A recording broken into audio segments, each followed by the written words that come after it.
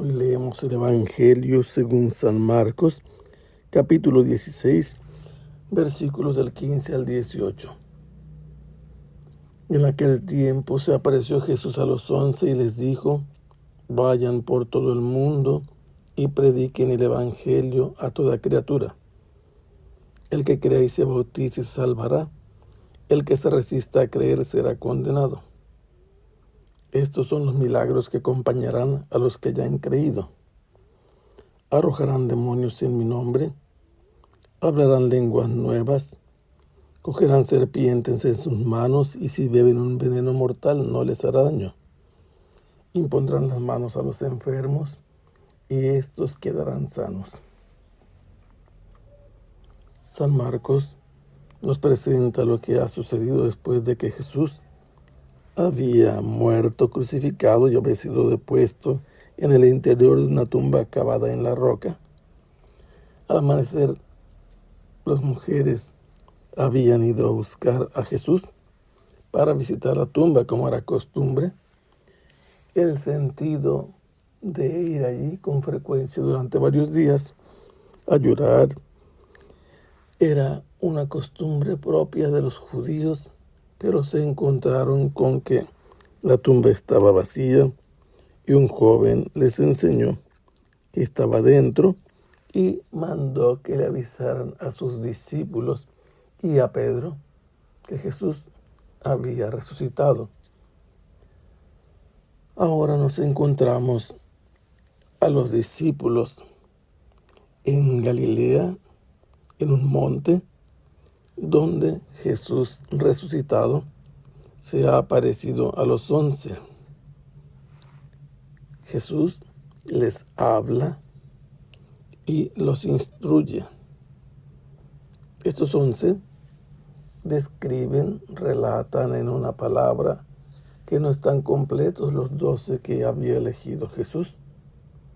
Falta uno, y ese uno que falta es Judas Iscariote, un hombre, el único judío de la región de Judea, que había traicionado a Jesús, que lo había entregado, y que finalmente había desaparecido del escenario en el Evangelio según San Marcos.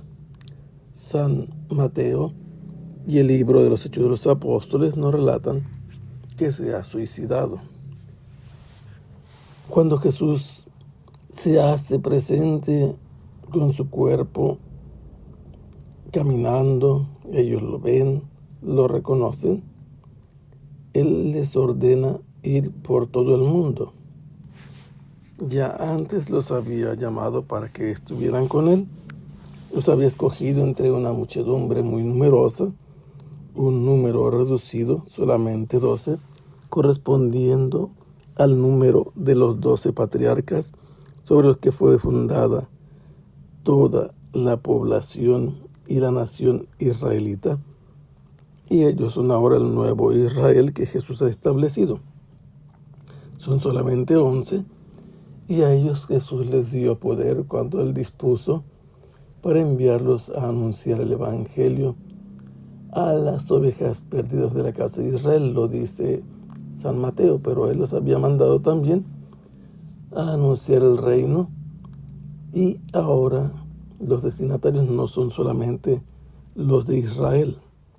Los límites se expanden, su destino se amplía a todo el horizonte y sus destinatarios son todo el mundo.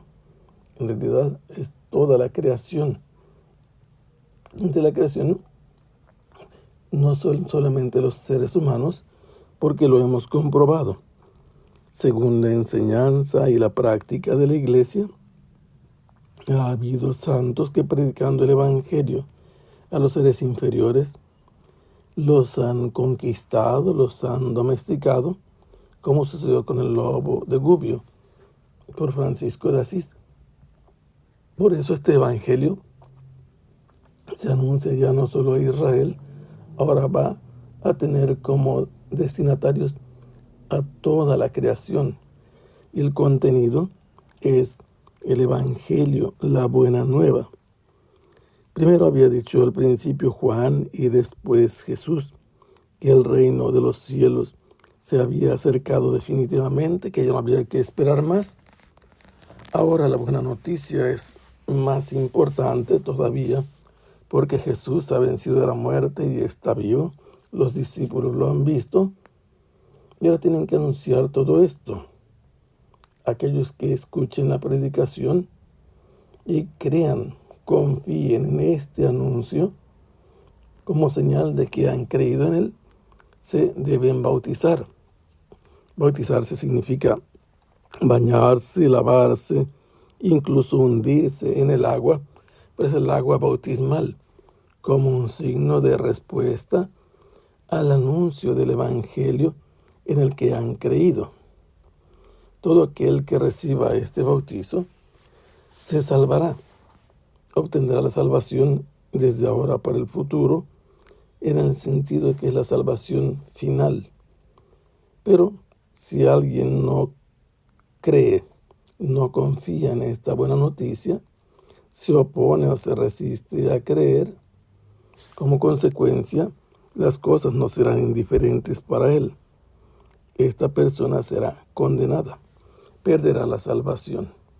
Dios respeta la libertad, a nadie le impone que crea, tampoco que bautice.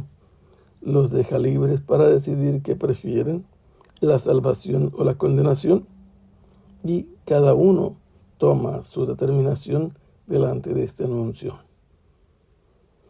A aquellos que Jesús ha enviado les ha dado la capacidad también de producir milagros que los van a acompañar por donde quiera que ellos vayan anunciando el Evangelio.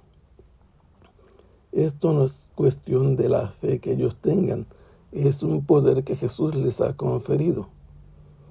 Tendrán la capacidad de expulsar a los demonios en el nombre de Jesús. Esta expresión nos remite a entender lo que significa un exorcismo. Invocar el nombre de Jesús para obligar a los demonios a salir de las personas, incluso de las cosas en las que puedan estar. En el Evangelio hemos visto muchas veces que Jesús expulsa demonios, pero él no utiliza ningún nombre, no invoca ninguna otra autoridad, se limita a dar órdenes y los demonios se les someten. Se les someten a Jesús y después en el nombre de Jesús también serán expulsados y ya han sido expulsados a estas alturas por los discípulos, al grado que los discípulos le prohibieron a alguien que repetía la misma forma que ellos decían en el nombre de Jesús, expulsando a los demonios, le dijeron que no lo hiciera, porque no era discípulo de Jesús. Estos en el futuro serán acompañados de este poder. Esta será una identificación de la iglesia en los primeros siglos y todavía sigue teniendo vigencia hasta la actualidad. Hablarán lenguas nuevas. Esto significa que pronunciarán palabras articuladas que darán a conocer ideas, pensamientos, mensajes perfectamente comprensibles. Y no se trata solo de ruidos, de sonidos guturales ininteligibles, se trata de una capacidad de comunicar pensamientos para entenderse y anunciar el Evangelio a otros. En sus manos tomarán serpientes y no les harán ningún daño. De esto tenemos el caso de San Pablo en la isla de Malta, cuando recogía algunas ramas secas para hacer una fogata, y como lo mordió una serpiente, o mejor dicho, una víbora, y no le pasó nada. Mientras que los malteses pensaban que Dios lo había castigado como un fugitivo que huía de Dios, y Dios lo había encontrado, o sea, había hecho en contra de eso con su justicia. Dice también Jesús que si llegan a beber un veneno mortal, no les hará daño. Y de esto tenemos muchos casos en la historia de la iglesia, como San Benito, como San Antonio de Padua, que bebiendo venenos mortales no tuvieron ninguna consecuencia que les hubiera dañado. Van a imponer las manos a los enfermos y estos inmediatamente quedarán sanos. Esto debe clarificarse y debe entenderse. No se dedicarán a andar imponiendo las manos a diestra y siniestra a todo mundo y solo como una complacencia. Basta que toquen a los enfermos y recuperarán la salud, porque este es el signo y la señal que Dios les ha concedido en la persona de Jesús, que es Dios y hombre. Que el Señor los bendiga. Hasta pronto. Sea alabado el Santísimo Sacramento.